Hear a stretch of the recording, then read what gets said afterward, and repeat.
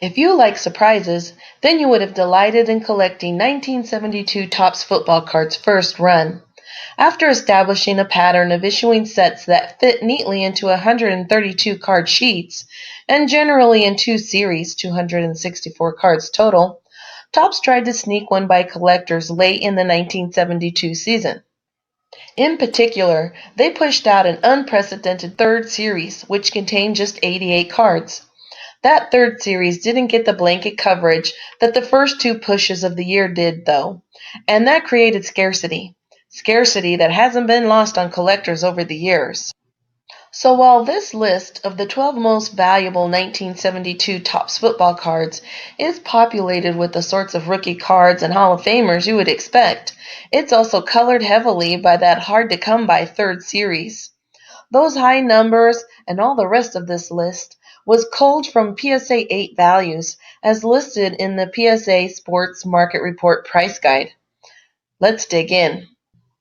Roger Staubach slid into later rounds of the 1964 AFL and NFL drafts, due in large part to his impending military obligation to the U.S. Navy. When Staubach finished his service and was ready for football in 1969, the two leagues had merged, and the Cowboys were still waiting for him. Paired with legendary coach Tom Landry, armed with offensive weapons galore, and backed up by a strong defense, Staubach led the Cowboys to 10 playoff runs in his ensuing 11-year career. Two of those seasons ended with Super Bowl rings.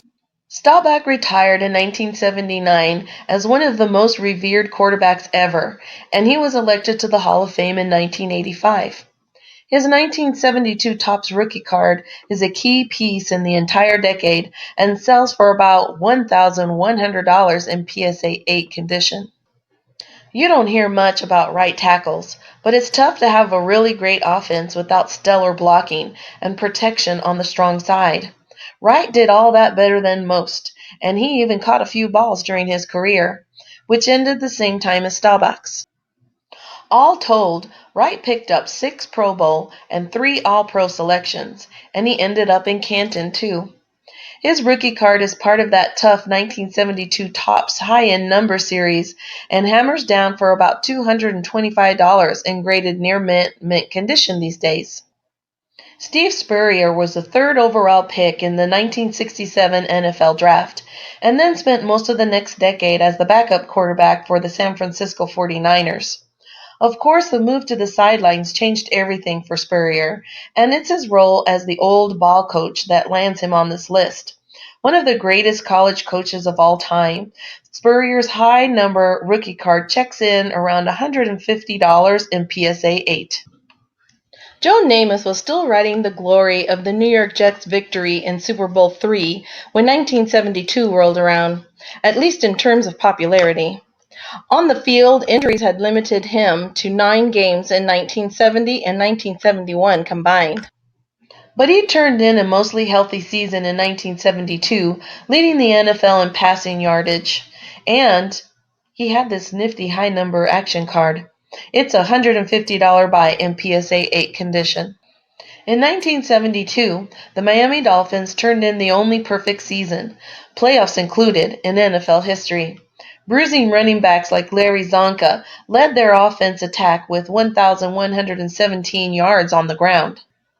The slighter and speedier Mercury Morris was right behind, though, with 1,000 of his own, making the duo the first pair of teammates to each rush for over $1,000 in the same season. Though Morris fell short of the career totals of his Hall of Fame backfield mate, he remains popular with Dolphin fans and in the hobby.